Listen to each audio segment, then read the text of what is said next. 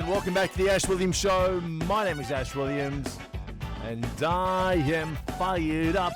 How the fuck are ya? Hope you're well. Hope you're fired up. Now, if you're watching this on YouTube, we had like 50 viewers last week, so we outrated the project. And just imagine your brand above my head. It could be here, your brand. You know? I think I can stop you from going out of business. Do you want me to save your business? Email the show, ashwilliamshow@gmail.com. Let's do a deal. Let's get your brand above my head. Okay? I'll even give you head if we can do a deal. Now, just a quick one, Patreon. It's the last I'm going to mention of it. $4 worth of petrol. If you want to know the answer, go to Patreon. Legally, I'm going to have to take it down soon because said person has been in the news this week suing people. So, I need to take it down. It's risky as.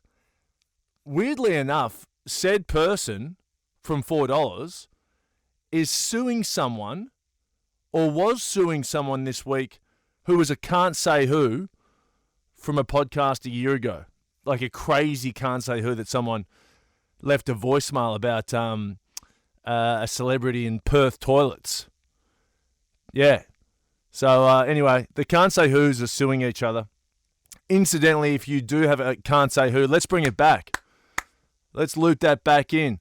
Text me. Leave a voicemail. 0406 284 954. Leave the names in. I'll look after the beeps. All right? I got you. And on Patreon too, geez, I tell you, I'm being extorted by @Prudhound. And I respect people who try and extort me. And a lot of people are trying to do it, actually. Too many people. I respect, don't everyone do it, but just a few. So Prudhound wrote, I'll only join Patreon if you tell me who the celebrity was in the bushes at Splendor in the Grass. So I'm doing that too this week. All right. If you want to know that, that's a good one. That will be on patreon.com/Ash Williams Show. That's enough about Patreon for a bit. We'll come back to it, no doubt. This is a big show. We're giving away our first ever, major prize, minor prize. It's not a car. It's a brand new Lavazza coffee machine. Now, they have nothing to do with this. If anything, I'd like you not to mention it to anyone at Lavazza. They sent it to me for free because I was meant to use it and do social media posts. I didn't do that. Instead, I tried to sell it on Gumtree and I couldn't sell it. Okay? Which I don't think is a slight on the coffee machine. It just means that demand and supply on Gumtree is at an all-time high. So what I'm doing is the next logical thing, and I'm giving it away on the Ash Williams Show today to people who enter. Now, to enter, you need to be a member of Patreon and comment on the coffee post. So far, there's 23 people who've commented. 1 in 23. It's pretty good odds. Better odds than getting Corona. I'm covering shipping, so I think that's going to cost me a lot. I haven't looked that up, but I'm too fired up to care at this point. Okay, I'm all in for you. I want you to be fired up because, of course, it comes with all the pods. And, of course, we're giving the pods away on a podcast. Boom, boom, boom. Now, last week I spoke about the Swiss video, which I teased. The full video is on Patreon. I want to give you the wash-up from the video. So I sent the video through to Swiss. I'll just tell you the brand. I think I told you last week. And if you've seen the video, the production's phenomenal. It's a great fucking vid. It's worth $5,000. I got it for $500 thinking this is just the bait I need to bend Swiss over a barrel, right? And get their money. Get that Chris Hemsworth money. Anyway, I never heard back from Swiss. And I spent $500 of my own money. Yeah, and I found an email too that I sent them 2 weeks later. So I sent them the video, said, here, here's the demo you wanted. Like, they don't get back to me. And then 2 weeks later, I wrote, I found this email this morning. How'd you go with the video? Question mark. By the way, I'm in way better shape now with better locations to film. My team is ready to go. Let me know, legend. Nothing back. 2 years later, nothing back. I think that guy was fired. Actually, I know he was fired. We're going to get some text relating to last week's ep on the hotline. You know the number, hopefully. Ash, assume the bloke eyeballing you in the change rooms was Pete Evans. Or was this even bigger than Pete's? This is about the guy with the monster flass in the change rooms in Bondi. I've never seen Pete Evans' cock, so how can I tell?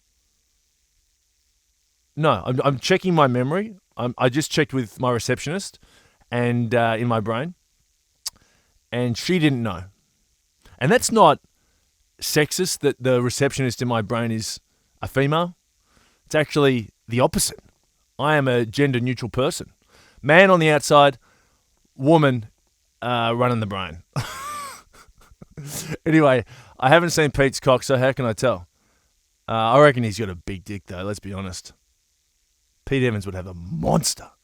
You're not releasing all that fucking, all his gear and getting on with horses if it's not huge.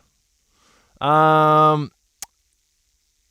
last week I spoke about going to a cocktail party with a real housewife of Melbourne. Now, I'm not going to tell you which one it was, but she invited me there, and I was to meet the head producer of the Grammys. And I met him, and he looked like a wrestler.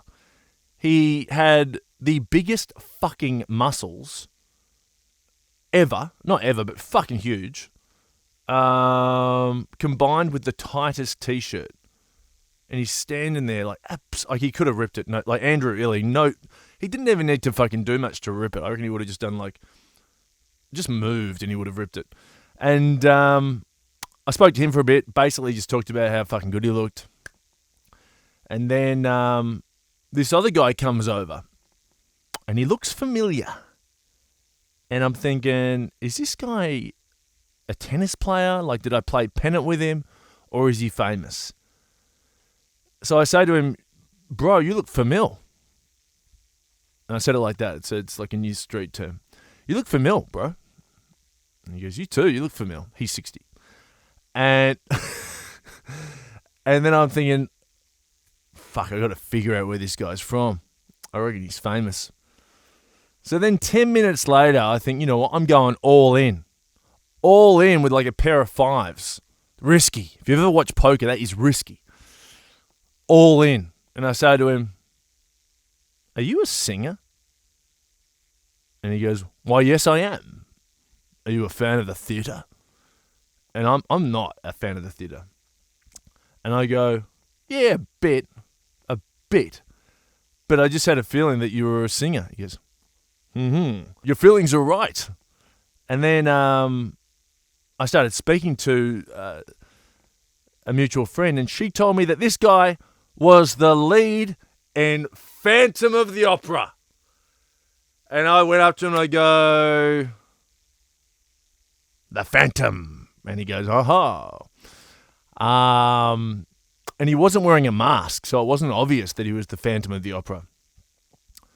So then I said to him, listen, I'm glad I bumped into you. I've got this fucking classy musical original.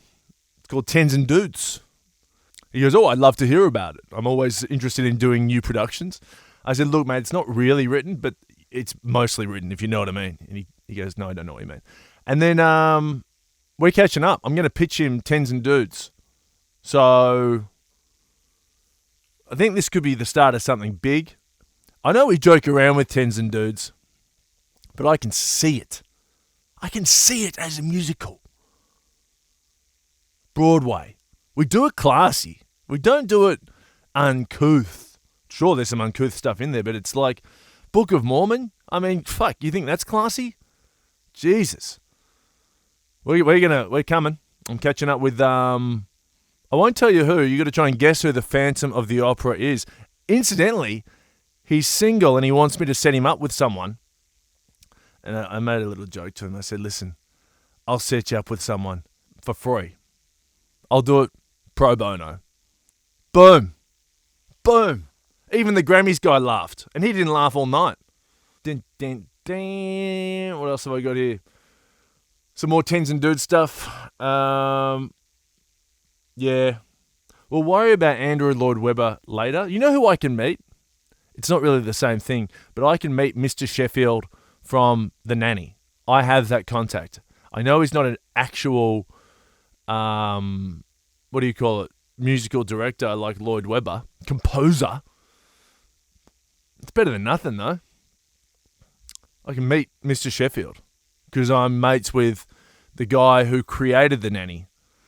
Maybe we'll do that when I go to LA. I know I spoke about the LA trip last year, but we're going now. Fuck, I haven't got a choice. I've got Patreon people to please, to satisfy, because that's what it is. It's a relationship, and I'm constantly giving hand jobs and letting you have your way with me on Patreon because I need to keep you there, and I'm pumped up. If this podcast is getting too much for you, I'll drop you off at the next station. I'm telling you, we're taking this train off the rails. We're going to start flying, the flying train. If that's not your thing, thank you for your time, but I'll drop you off at the next station. Only the fired up will survive this train ride. And then the train is going to turn into a plane. A massive long plane. Like the longest plane in the world. And people are going to be like, what the fuck is that? And I'm like, that's that podcast train. That's that podcast train plane. That's good stuff. All right, so now listen, we need to get to the bottom of my brother's tennis court tantrum. I'm going to play it for you again here. I played a fucking fault with you, mate. Now, I called him yesterday to get his thoughts on what he said. Now, he doesn't know that I recorded him. He's a medical doctor. He's a surgeon. So I think he's in scrubs at this stage. It's going to help you to appreciate the phone call. So I'll fast forward the first bit, because he's just crapping on about golf, and let's get to the good stuff. So just quickly too, what are you, just writing some notes, what do you think you said in the tennis game? When I hit the ball over? Yeah.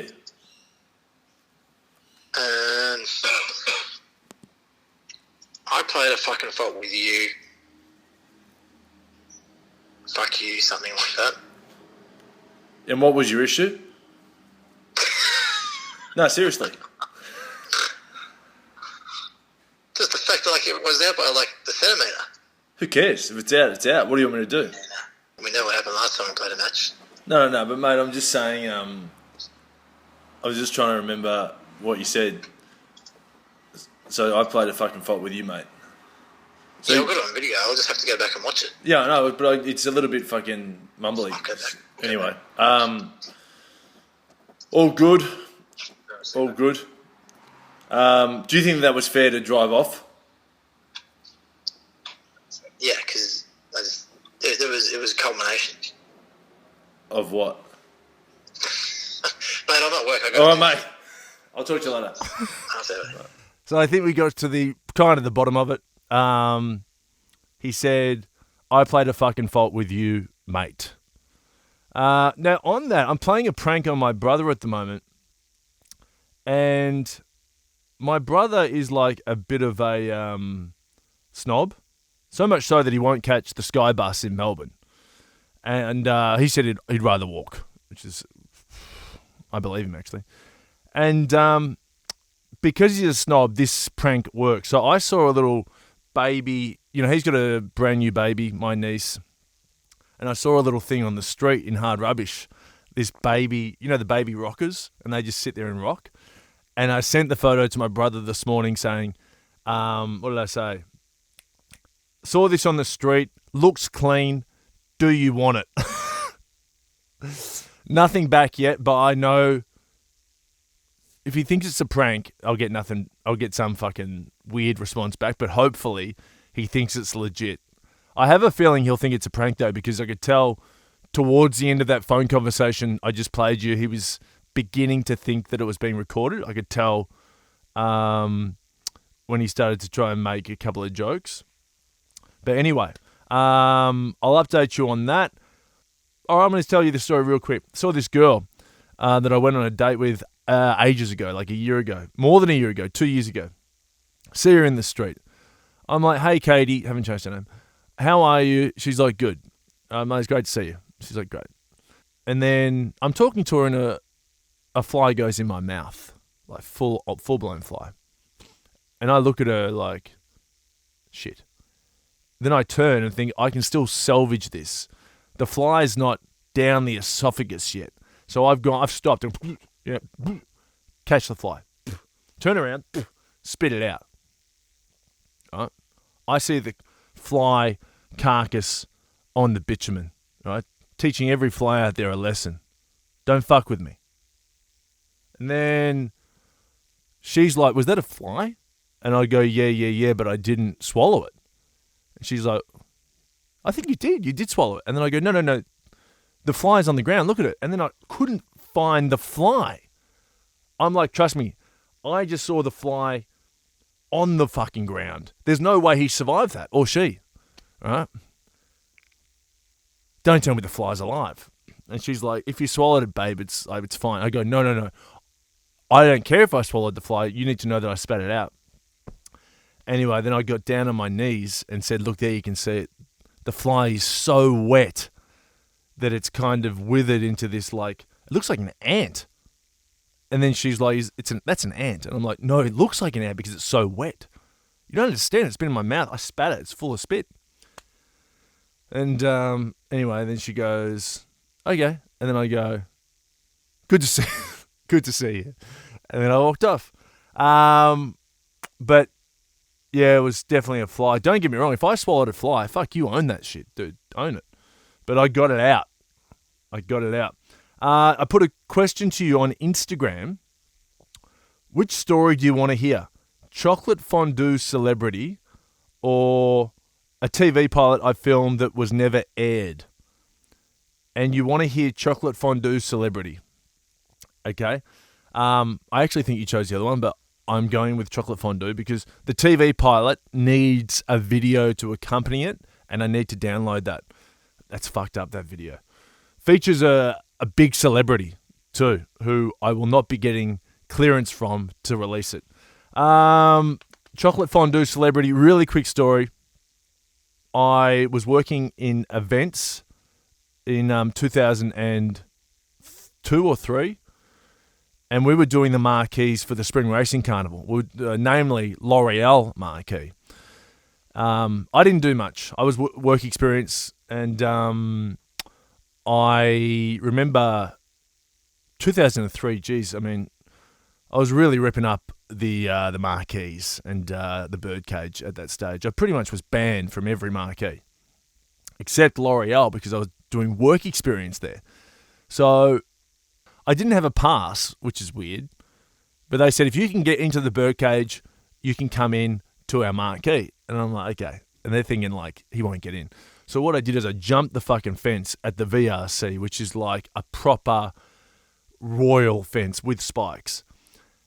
Pierced, not even a joke, pierced my scrot on the top of it. Kept moving like a soldier on the front line.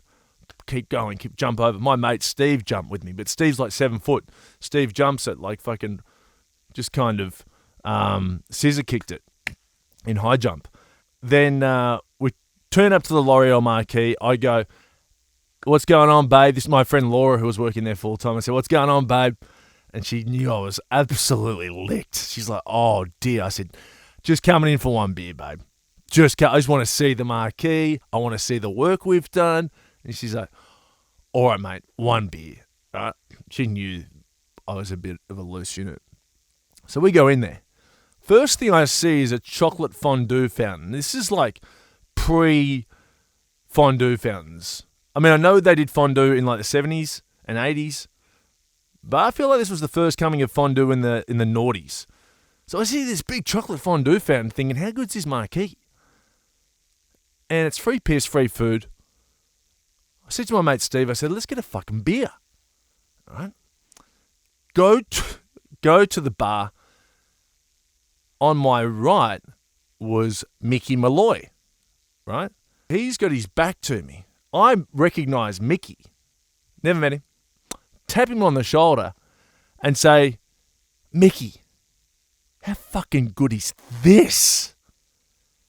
And he goes, mate, your arm's in the chocolate fondue. And my whole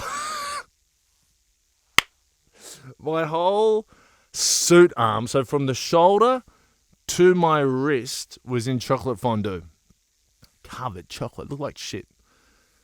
And then I get a tap from the event producer, who was my boss, and said, you better go. I said, can I finish my beer? She said no. I walked out with Steve, my mate. And then on Monday, I had a meeting with the boss and I got fired from work experience. Is that even a thing? How do you get fired from work experience? But the whole time she was firing me, she was laughing. She's like, if you're watching this on video, I'll try and do it. So she's like, Ash, I'm just so disappointed you came in there and the chocolate font. Sorry. The chocolate. It was very funny. But you know I need to fire you. And I'm like, yeah, it's all good. It's all good, man. I gotta fucking start a podcast in 15 years. There's a story. I'm going to tell you one more story, but this will be on Patreon because it's a bit naughty. I went out with my friend Ben Lawson on the weekend, who's an Australian actor in Hollywood doing really well. He played Lachlan Murdoch in Bombshell and all other movies as well. He's doing really well. And Benny reminded me of a story with a famous Hollywood actress that I'd forgotten and that I went on a date with. And it's a great story. I will tell it on... You will know this celebrity. She's one of the biggest... I'd say she's one of the biggest celebrities in the world. You would definitely know her. Let's get some calls and texts, and then we need to do the raffle. On the hotline, text. Survivors David Genet or the one and only Ash Williams? I'm fucking stumped. That does look like me a bit. For the record, too, I would go on Survivor. I would go on that show. If anyone's watching at 10, I watch it every night. Hey, Ash. When are we catching up at the scene of the mass murder, a.k.a. the Bondi Road Milk Bar? Like I said, I have no hair already, so I can lead the entry. Hashtag MSN. Hashtag do they sell kombucha? I like it, G-Rad. We will go in there. I just got a brand new gimbal, which I showed on Patreon. I was road testing the gimbal, so we'll do it on the gimbal. Also on Patreon, I'm road testing a gerbil, if you want to watch that. And someone wrote to me saying, you can't get gerbils in Australia. I'm like, how would you even know that? And then they wrote, trust me, you'll have to settle for a mouse or a guinea pig. That's gross. How are you getting a guinea pig up your ass? Another text. Ash, your legend. Two things. One, if gay times are $3 a pop and you had $10,000, that would buy you 3,333 gay times, not 333. That is a lot of gay times in your belly. Two, you were thinking of weatherman Tim Bailey, who has some of Australia's best haircuts. Google Images will back me up. Making some serious noise. Hashtag IAFU. Not a sponsored plug. Lots of love, Stewie, with a picture of Make Some Noise. You're right, it was Tim Bailey. I didn't realise it until I'd recorded. But yes, Tim Bailey's the one. G'day, it's Tim Bailey. Yeah, it's Tim Bailey. Who used to do Totally Wild. Had a long career. Got a text here. Hey, Ash, I can't find you on Patreon. What should I search for? Well, Bruce, it's patreon.com/Ash Williams Show. that should do it for today. Someone's just written, "You're a legend, Ash," with nothing else. That's it. What else have I got for you? Brand new tickle video on Patreon. There's fucking tons of shit there. Get involved. And last but not least, we need to draw this raffle. So the way I've done this is there are 23 people in the draw. Okay, and to qualify, you needed to be a Patreon member and comment on the Instagram post. So 1 in 23 chance, and now I've got a number generator. I've numbered everyone from 1 to 23. Now you type in, pick one number between 1 and 23. Here we go. Drum roll. Generate the number. Here we go. 9. Leighton Wallace has won the coffee machine. Leighton Wallace is number 9. That is it. Leighton Wallace. What a beautiful message for everyone involved. Leighton Wallace was one of the original founding sponsor of the Ash Williams Show. So this has come full circle for you, Leighton. You paid me $50 to plug your photography business, and now you get a free coffee machine. What comes around goes around. Very, very happy for you, buddy. That is the podcast. If you want to text in 0406 284 954, patreon.com/Ash Williams Show. Thank you so much for listening. This is the Ash Williams Show, and I'll talk to you next week. Take care. Bye.